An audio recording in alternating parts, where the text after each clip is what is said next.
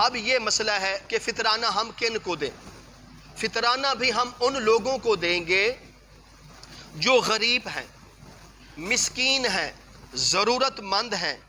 جن پر فطرانہ واجب نہیں ہے، ان کا گھر کا نظام بہت اوکھا چل رہا ہے، تو ان کو فطرانہ ہم دے سکتے ہیں۔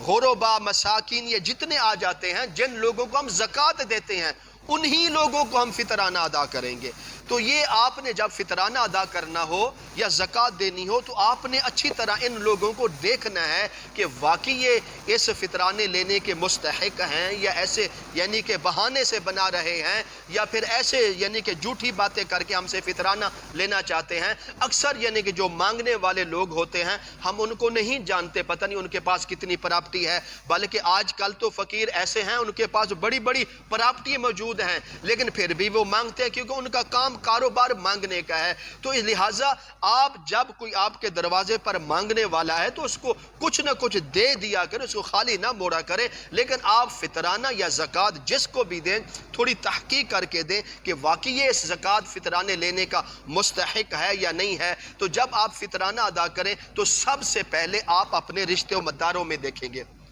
یعنی کہ آپ اپنے محلے میں دیکھیں گے جو آپ کی ضرورت مند ہے، ہمسایہ ہے، رشتہ دار ہے، اس کو آپ فطرانہ دے سکتے ہیں۔ اسی طرح باپ جو ہے نا وہ اولاد کو فطرانہ نہیں دے سکتا، اسی طرح خامند بیوی کو فطرانہ نہیں دے سکتا، بیوی خامند کو فطرانہ نہیں دے سکتے، پوتے اپنے دادے کو نہیں دے سکتے، اسی طرح پوتیاں یعنی کہ وہ بھی اپنی دادے کو نہیں دے سکتے، نواسیاں نواسے وہ اپنے نانی کو فطرانہ نہیں دے سکتے۔ یہ جو قریبی رشتہ دار ہیں، نانا نانی، دادا دادی کے باپ، اولاد، خامند بیوی، یہ جو رشتے ہیں ان کو آپس میں فطرانہ نہ زکوٰۃ لگتی ہے۔ اس کے علاوہ بہن ہو گئی، بھائی ہو گیا، رشتہ دار ہو گئے، تمام رشتہ دار، ہمسائے، محلے والے، ان کو فطرانہ لگ سکتا ہے، ان کو زکوٰۃ بھی لگ سکتی ہے۔ اگر یہ واقعی حقدار ہیں تو ان کو ضرور دیا کریں۔ سب سے پہلے اپنے محلے میں دیکھیں کہ جو اس چیز کا مستحق ہے۔ اکثر لوگ ایسے ہوتے ہیں کہ جو سفید پوش ہوتے ہیں اور اپنا لباس، اپنے معاملات کو لوگوں کے سامنے صاف ستھرے رکھتے ہیں